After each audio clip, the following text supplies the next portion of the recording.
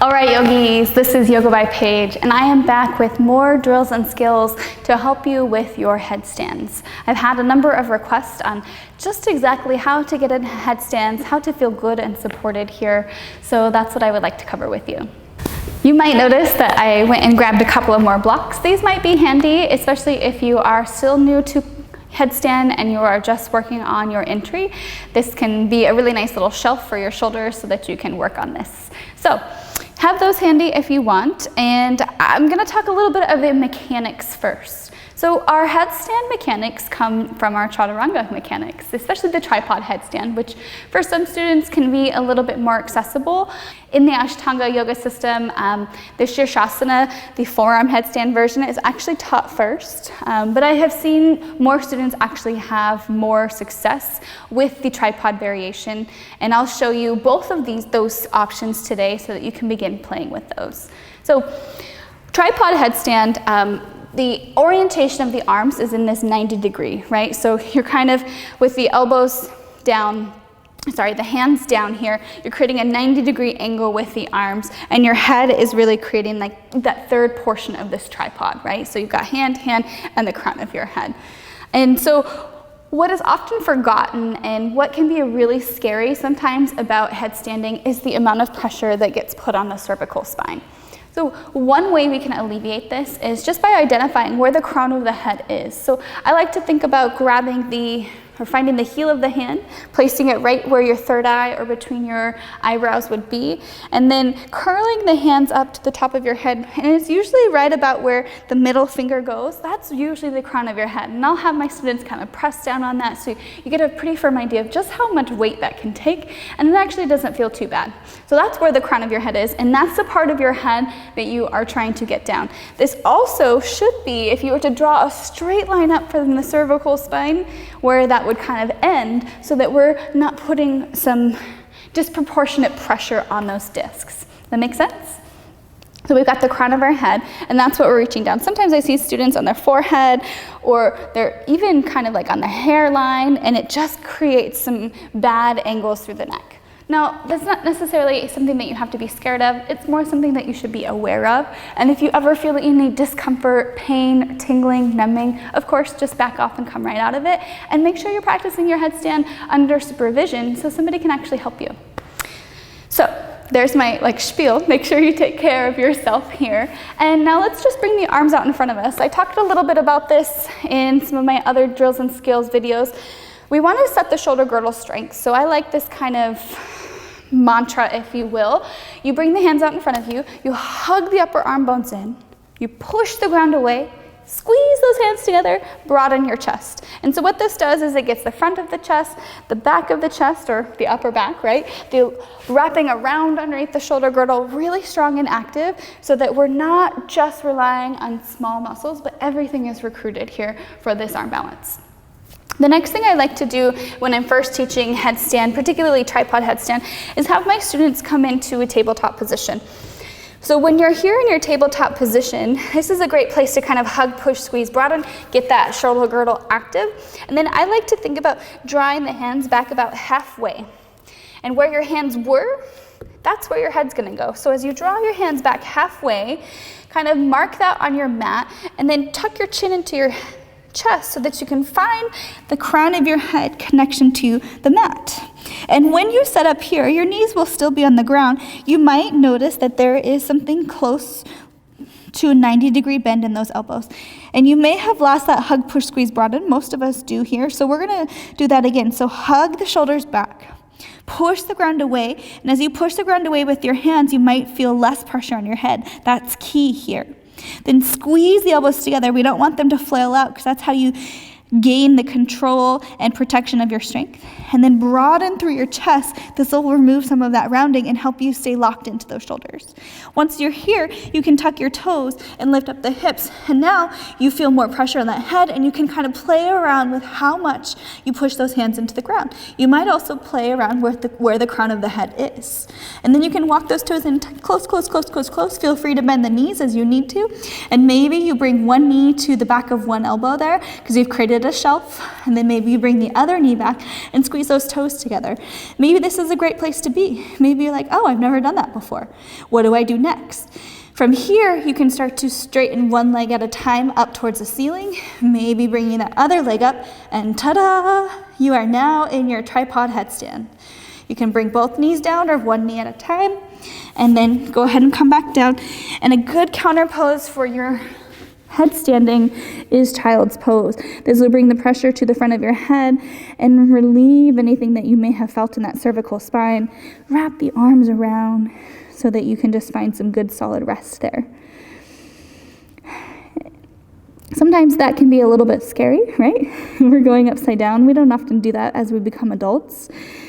But there's not too much to be scared of. You can do all of those steps right at the wall. So one of the factors of fear here is that flipping over, right? So feel free to set up with your mat against a wall so that if you feel that, you know the wall is gonna catch you. Just don't become reliant on the wall, right? So see if you can still come up with control and just use that more as a safety net rather than something that you always go to. So there's another way that you can get into this, and actually this is the way that I found more success with when I was a brand new yogi learning inversions. In fact, I wish somebody would have offered this option to me. It is a little bit more challenging because it requires more connection to your core, but the benefit to this entry is that both of your legs are together, and so you don't have this shifting of your weight from side to side. Whereas if we do one leg at a time, you kind of shift a little bit to one side and then shift a little bit to the other side. And then again, if you lift one leg up at a time, when you come to the air, you're shifting, and that can throw off your balance, especially if you're still just working on form in the arms. So this was the way that I was first able to get into my headstand as well. So we'll find that same tabletop position. Notice where the fingertips are. Draw the hands back halfway. Bring the crown of the head to where they were so that you are finding that 90-degree bend in the arms. Hug, push, squeeze, broaden. Tuck the toes, lift the hips. And now you walk in just as close as you were before. This is where you have to just believe in yourself. Pull the belly in and see if you can float both legs up together at one point. And what's really nice about this, despite the effort that it takes through the core here, is that your whole body is still centered and still balanced. And if you want to really challenge your core, you can do a few toe taps, just like I showed you here. So that's something that I really like to play with as well. Find that child's pose as you come out so you can work through that invigoration through the upper back. Most of us will feel some pretty strong sensations after coming out of that. All right, yogis. I'm gonna add one more option for this tripod headstand. So sometimes it can be that the shoulders just keep creeping up to the ears as we turn around. So what I will do, and you'll have to play around with anatomy and maybe doing this in your studio here, is you might want 2 or maybe 3 blocks that you will set up here. And similar to when we were in that tabletop, when we draw our hands back halfway, pretend like these blocks aren't there and you were to draw your hands back. So you want them to be just in front of your fingertips here. And I'm just making a little adjustment. Then, just as you would when you're in that tripod headstand here, tuck your chin to your chest. And now the front of your shoulder will actually land on your blocks and your head can come down in between. So what's really fun about this is you can put your weight into the blocks on your shoulders, and the blocks will actually keep your shoulders in place.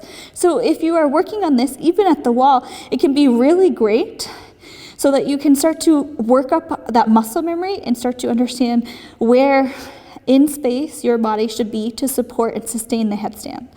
So that's one extra little tip you might want to use for those tripod headstands. It's actually pretty fun too.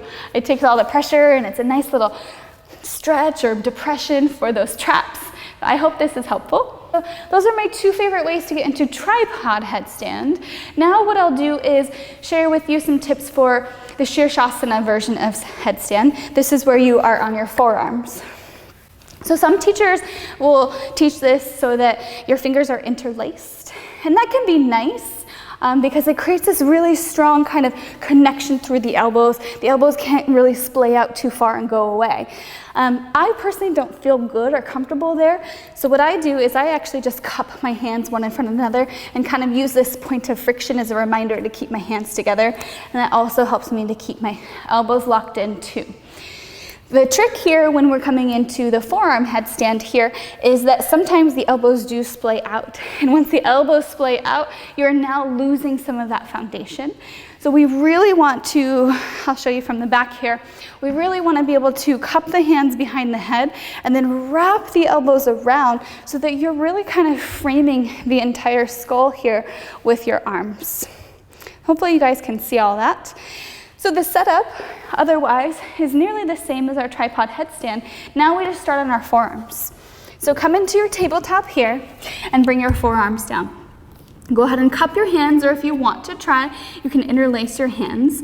And you bring this cupping to the back of your head, not to the crown of your head, but behind, because we want to still get the crown of the head on the ground. So find your cup, tuck your chin into your chest, feel the back of your head connect with your hands. And now the crown of the head is on the ground, hug the shoulders back, and push. So when you push, your hands aren't on the ground this time, you're pushing through your elbows. You're squeezing the elbows together and broadening through your chest. Then you tuck your toes in and walk your feet in as close as you can. So here we don't have elbows to bring our knees to, but what you can do is bring one foot up, bring the other foot up, maybe bring both feet up. And then once you're here, you can slowly start to sneak those legs straight up as well, finding this sirsasana. So keep pressing down through the elbows. That'll draw the shoulders away from your ears so you feel really steady here. And then to come down, you can bring the knees into your chest, one at a time or together. You release out for your child's pose here.